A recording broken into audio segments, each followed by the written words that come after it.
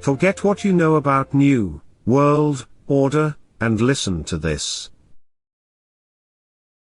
In this video, we will add what we have said in the social structure segment, but this time we are also going to cover the topic of society. Then talk about how to improve it. Understanding society is easy. What structures are society? How do we improve this structure? Easy things to know about if you put a little thought into it.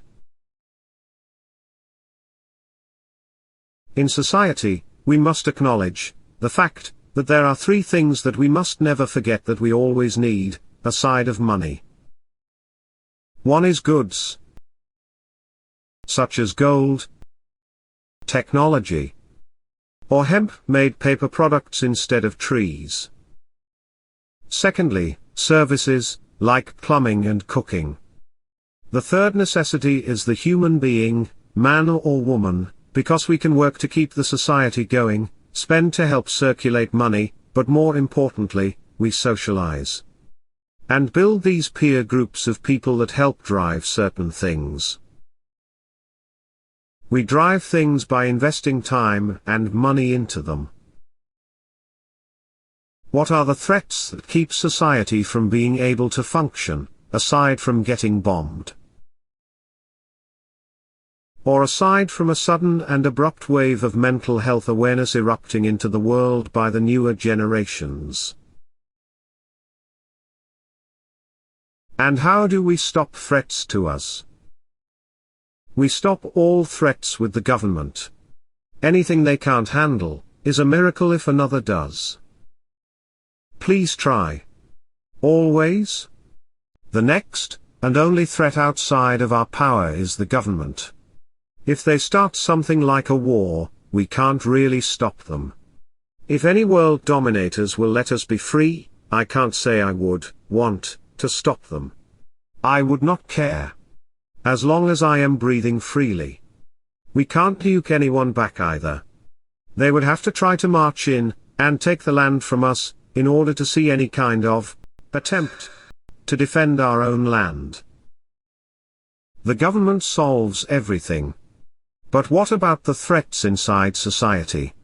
The threats inside our society are things like homelessness cause they spend our resources of society, such as hospital rides. The next big one is money allocation. Some cities and states are not as productive or yield as much stuff as others do. Allocating money is to send it to others that need it instead of trying to make the money-making states stronger.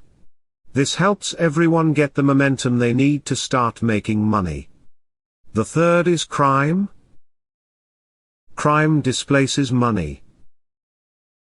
Money, in general, is a problem, yet, inflation is greater still. Crime goes up when inflation does. More inflation, more crime. Forget about worrying about your money and just get rid of it. Let's solve our economic problems. Donate all your belongings to economic causes, maybe put your name in it through the government. All jokes to the far left side of the wing, on this majestic flying political dragon. In this segment, we introduced some of the topics in the concept of social structures. We will also be mentioning things like how there are people who are willing to do things that other people in society would not do, like work for designer fabrics and name brands. It grows out of the ground. People just weave them a certain way and put a brand on it. More importantly, we will talk about how to solve the problem of money in the next video. But this video will cover some of it. You will understand. We will also go deeper into the threats to society we talked about. Money is important for everyone in order to help push America and move the process onward. Make money. Have fun. That's in some religious texts too. Other than making money, what else can we do? Relax, I got this one. Establish proper social structures, but more importantly, clear ones, so that the borders are more visible. These visible borders help to discern each other better when we are communicating in our society. In addition to this clarity, practicing this kind of awareness could help strengthen your cognitive ability. Because your brain will neurologically work to widen your perception and understand the different methods of communication. Schools are not structured by this knowledge, much less around psychological awareness and practice of their emotions. Currently, we only teach a base understanding of this knowledge to kids, but it is not at a college course level. Additionally, we should teach them while acknowledging that memorizing terms and definitions of words is not the same as applying them in the outside world.